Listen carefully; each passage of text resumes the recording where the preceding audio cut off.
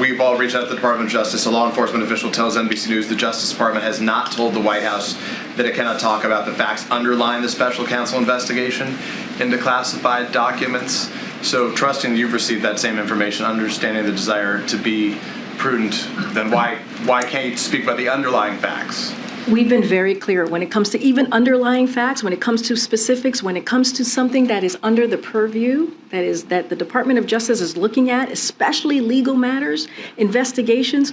We do not comment from here, Peter. That has been consistent. So we've been that very consistent. Bob Bauer, who represents the president's personal attorney over the weekend, said that one of the reasons why, and Ian Sams, your colleague who speaks on behalf of the Special Counsel at the White House, spoke to this in some form yesterday, but he said one of the reasons why they shouldn't reveal further details right now was regular ongoing public disclosures also pose the risk that as further information develops, answers provided on this periodic basis may be incomplete. When the White House did release a statement, the president spoke out on January 9th. The risk of incompletion was a function of the White House's decision not to share all the information it knew, in fact, because we knew on November 2nd, and the first discovery was made. We knew the second discovery was made on December 20th. So there's a risk of incompletion, but will you concede that it's the White House that has been incomplete in its provision of information when it did choose to speak out publicly on January 9th? My colleague actually dealt with this question on the call yesterday on the White House counsel's office. Made the same point as you,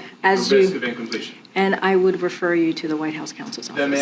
Then is the White House having any conversations internally about finding someone, much the same way John Kirby has spoken on behalf of national security issues at this podium as your colleague, as their representative? Is there someone, is the White House in talks right now to find someone either outside the White House or internally who can speak on behalf of the White House representing the Special Counsel office within the White House from this podium, or any of those talks? I would refer you to the White House counsel's office. Well, but you're the communications, you run the communications, so I'm asking about you as a communications matter playing any part of those conversations existing. Peter, you have spoken to my... Acknowledge it's on background, that Karine, not on the record until the call ends. That means the American people can't see it in public. So we're asking, will there be a representative who would speak on camera and see it in public? But the call was indeed, he was quoted, it was in papers, it was on networks. Correct, but because they can't witness it happening live, Americans don't get the same transparency into this back and forth. Is the White House having a conversation? Peter, this is just with respect. You guys brought John Kirby in. I'm asking if that conversation exists. The fact that he spoke to all of you for 5 minutes to do that. Anything else that you have on this, Peter, I would refer to the White House counsel. Peter, I'm not. We just went back. Peter, are you having a conversation about adding a member to the staff to speak publicly on this? Peter, I actually just answered that question. I said we have someone currently. So that means no.